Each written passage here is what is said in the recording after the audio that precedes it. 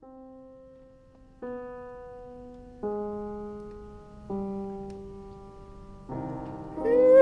soir, j'ai voulu prendre un comprimé pour dormir. Je me suis dit que si j'en prenais plus, je dormirais mieux.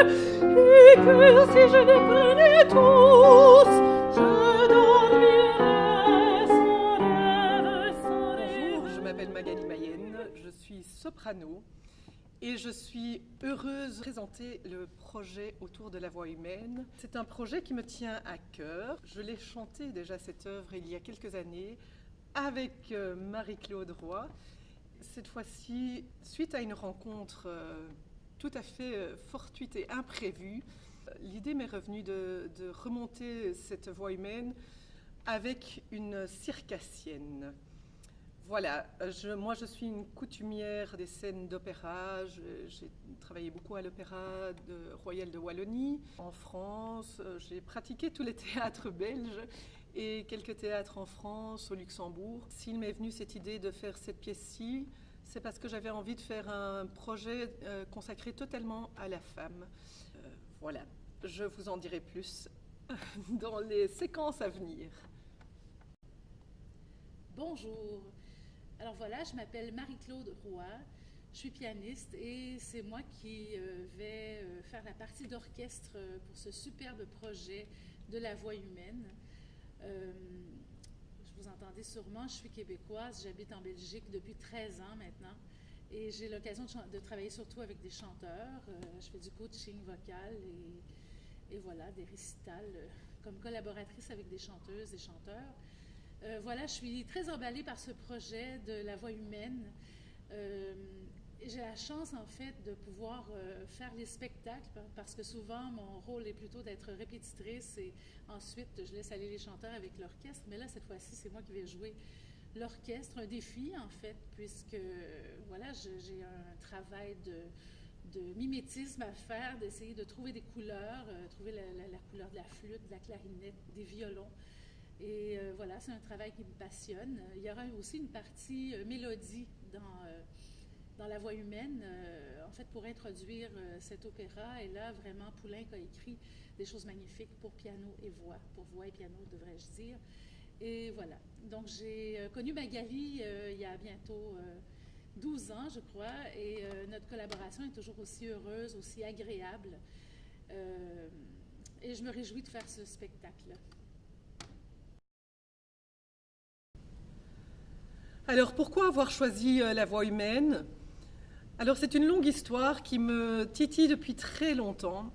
Quand j'étais étudiante, j'ai eu l'opportunité d'être accompagnée au piano régulièrement par un vieux maître, un vieux maestro d'opéra, Robert Blazer, qui était l'ancien chef d'orchestre de l'Opéra Royal de Wallonie.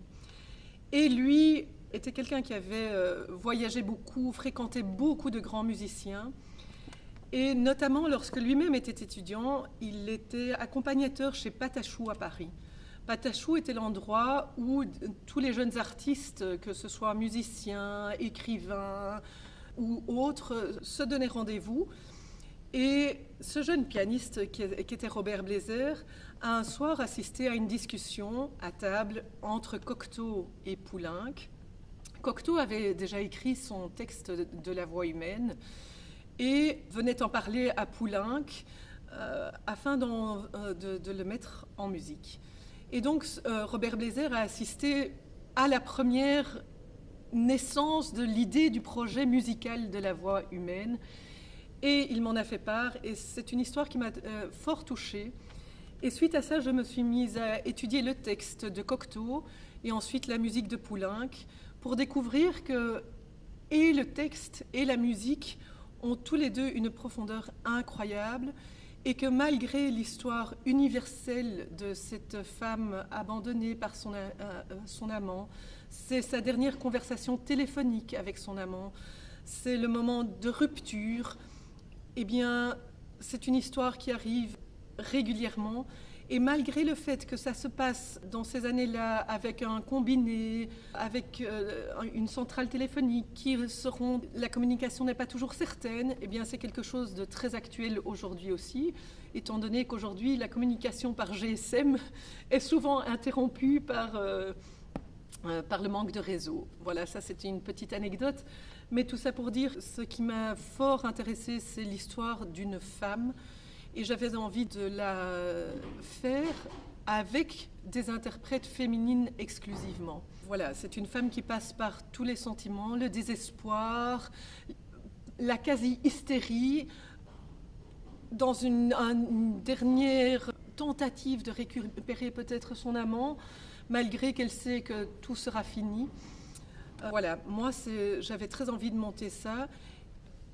Et ce qui m'a redonné le moteur principal qui m'a animée pour cette production-ci, que je veux un peu différente de ce que j'ai déjà vu, c'est que j'ai sur mon chemin croisé une circassienne qui fait du tissu aérien.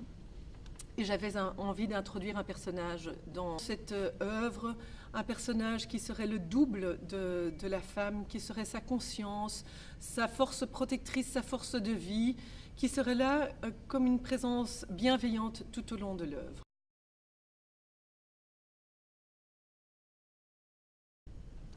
Alors, comment allons-nous monter cette pièce ? Je suis partie du principe, j'ai envie de voir cette femme, non pas comme une victime ou juste l'angle fragile de cette femme, ce n'est pas uniquement ça que j'ai envie de montrer.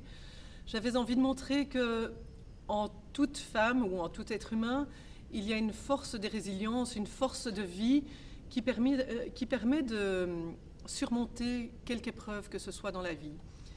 Donc je voudrais commencer ce spectacle par un flashback sur la scène finale de La Voix humaine, le moment où elle a enroulé le fil du téléphone autour de son cou, où elle s'est séparée de son amant avec lequel elle n'a qu'un contact téléphonique et où elle est au comble du désespoir. Je voudrais ouvrir le spectacle sur cette scène-là. Le personnage qui est au tissu aérien, la force bienveillante ou force vitale, va venir désenchevêtrer la femme pour que la femme soit libérée de ses liens. Et c'est là que va commencer une partie où la femme chantera avec un regard extérieur, un regard de distance sur la scène qu'elle a vécue auparavant. Elle va chanter des mélodies de Poulenc, dont les chemins de l'amour. Ce sera une femme libérée de cette douleur, une femme qui aura acquis de la maturité, franchi cette épreuve et qui sera toujours debout malgré tout. Le spectacle va commencer comme ça. Il y aura plusieurs mélodies de Poulenc évoquant les amours passés. Ensuite, pour faire la transition vers le spectacle, le début de La Voix humaine, il y aura une pièce pour piano avec le personnage au tissu aérien qui fera la transition et qui amènera le début de La Voix humaine. Tout au long du spectacle, La Voix humaine commencera. Ce personnage, comme je l'ai dit auparavant, sera toujours présent, que ce soit par une présence à son tissu aérien ou descendant de son tissu aérien, ayant un contact physique par moment avec la femme ou pas. Elle lui permettra toujours d'éviter le pire, malgré les émotions extrêmes que cette femme va vivre tout au long de la pièce. Elle sera comme un garde-fou, tout en permettant l'exaltation de ses émotions.